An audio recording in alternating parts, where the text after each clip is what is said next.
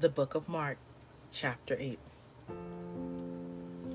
About this time, another great crowd had gathered, and the people ran out of food again. Jesus called his disciples and told them, "I feel sorry for these people. They have been here with me for 3 days, and they have nothing left to eat. And if I send them home without feeding them, they will faint along the road, for some of them have come a long distance." "How are we supposed to find enough food for them here in the wilderness?" his disciples asked. "How many loaves of bread do you have?" he asked. "7," they replied. So Jesus told all the people to sit down on the ground. Then he took the 7 loaves, thanked God for them, broke them into pieces, and gave them to his disciples, who distributed the bread to the crowd. A few small fish were found too, so Jesus also blessed these and told the disciples to pass them out. They ate until they were full. When the scraps were picked up, there were 7 large baskets of food left over.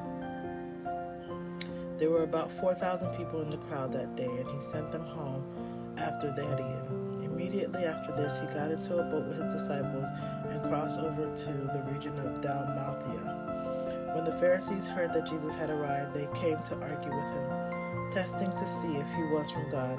They demanded, "Give us a miraculous sign from heaven to prove yourself." When he heard this, he sighed deeply and said, "Why do people keep demanding a miraculous sign? I assure you, I will not give this generation any such sign." So he got back into the boat and left them, and he crossed to the other side of the lake. But the disciples discovered they had forgotten to bring in any food. So there was only 1 loaf of bread with them in the boat, and they were crossing the lake. Jesus warned them, "Beware of the yeast of the Pharisees and of Herod." They decided he was saying this because they hadn't brought any bread.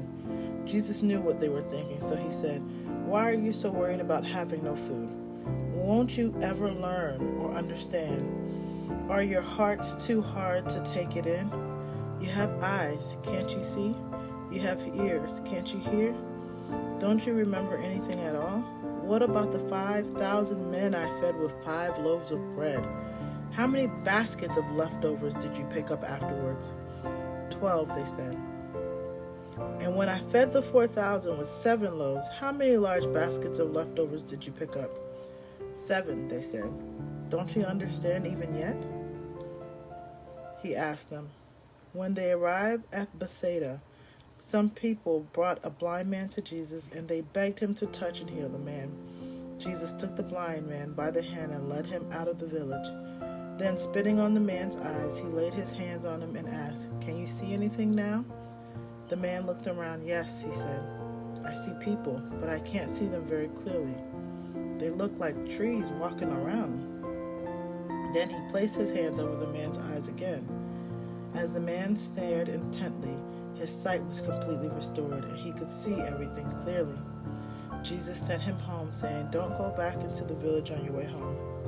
Jesus and his disciples left Galilee and went up to the village of Caesarea Philippi. As they were walking along, he asked them, "Who do people say I am?" "Well," they replied, "some say John the Baptist, some say Elijah. Others say you are the other prophets." Then Jesus asked, "Who do you say I am?" Peter replied, "You are the Messiah." But Jesus warned them not to tell anyone about him. Then Jesus began to tell them that he, the Son of Man, would suffer many terrible things and be rejected by the leaders, the leading priests, and the teachers of religious law. He would be killed, and 3 days later he would rise again.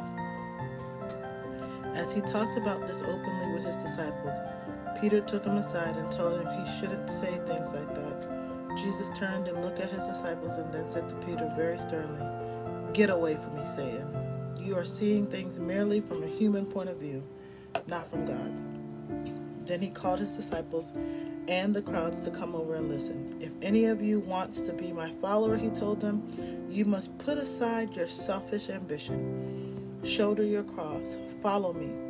If you try to keep your life for yourself, you will lose it. But if you give up your life for my sake and for the sake of the good news, you will find true life. And how do you benefit if you gain the whole world but lose your own soul in the process? Is anything worth more than your soul? If a person is ashamed of me and my message in these adulterous and sinful days, I, the Son of Man, will be ashamed of that person when I return in the glory of my Father with the holy angels. The Book of Mark, chapter 9. Jesus went on to say, I assure you that some of you standing here right now will not die before you see the kingdom of God arrive in great power. 6 days later, Jesus took Peter, James, and John to the top of a mountain. No one else was there. As the men watched, Jesus' appearance changed, and his clothing became dazzling white, far whiter than any earthly process could ever make it. Then Elijah and Moses appeared and began talking with Jesus. Teacher, this is wonderful, Peter exclaimed. We will make 3 shrines, one for you, one for Moses, and one for Elijah. He didn't really know what to say, for they were all terribly afraid. Then a cloud came over there, and a voice from the cloud said, This is my beloved Son. Listen to him. Suddenly they looked around, and Moses and Elijah was gone, and only Jesus was with them. As they descended the mountainside, he told them not to tell anyone what they had seen until he, the Son of Man, had risen from the dead. So they kept it to themselves, but they often asked each other what he meant by rising from the dead. Now they began asking him, Why do the teachers of religious law insist that Elijah must return before the Messiah comes? Elijah responded, Elijah is indeed coming first to set everything in order. Why then is it written in the scriptures that the Son of Man must suffer and be treated with utter contempt? But I tell you, Elijah has already come, and he was badly mistreated, just as the scriptures predicted. At the foot of the mountain, they found a great crowd surrounding the other disciples, as some teachers of religious law were arguing with them. The crowd watched Jesus in awe as he came toward them, and then they ran to greet him. What is all this arguing about? He asked. One of the men in the crowd spoke up and said, Teacher, I brought my son for you to heal him. He can't speak because he is possessed by an evil spirit that won't let him talk. And whenever this evil spirit seizes him, it throws him violently to the ground and makes him foam at the mouth and grind his teeth and become rigid. So I asked your disciples to cast out the evil spirit, but they couldn't do it. Jesus said to them, You faithless people, how long must I be with you until you believe? How long must I put up with you? Bring the boy to me. So they brought the boy. But when the evil spirit saw Jesus, it threw the child into a violent convulsion and fell to the ground, writhing and foaming at the mouth. How long has this been happening? Jesus asked the boy's father. He replied, Since he was very small. The evil spirit often makes him fall into the fire or into water, trying to kill him. Have mercy on us and help us. Do something if you can. What do you mean, if I can? Jesus asked. Anything is possible if a person believes. The father insistently replied, I do believe, but help me not to doubt. When Jesus saw that the crowd of onlookers were growing, he rebuked the evil spirit. Spirit of deafness and muteness, he said, I command you to come out of this child and never enter him again. Then the spirit screamed and threw the boy into another violent convulsion and left him. The boy lay there motionless, and he appeared to be dead. A murmur ran through the crowd. He's dead. But Jesus took him by the hand and helped him to his feet, and he stood up. Afterwards, when Jesus was alone in the house with his disciples, they asked him, Why couldn't we cast out that evil spirit? He replied, This kind can be cast out only by prayer. Leaving that region, they traveled through Galilee. Jesus tried to avoid all publicity in order to spend more time with his disciples and teach them. He said to them, The Son of Man is going to be betrayed. He will be killed, but 3 days later he will rise from the dead. But they didn't understand what he was saying, and they were afraid to ask him what he meant. After they arrived at Capernaum, Jesus and his disciples settled in the house where they would be staying. Jesus asked them, What were you discussing out on the road? But they didn't answer because they had been arguing about which of them was the greatest. He sat down and called the 12 disciples over to him. Then he said, Anyone who wants to be the first must take last place and be the servant of everyone else.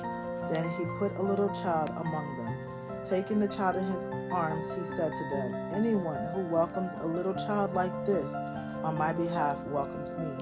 And anyone who welcomes me welcomes my Father who sent me.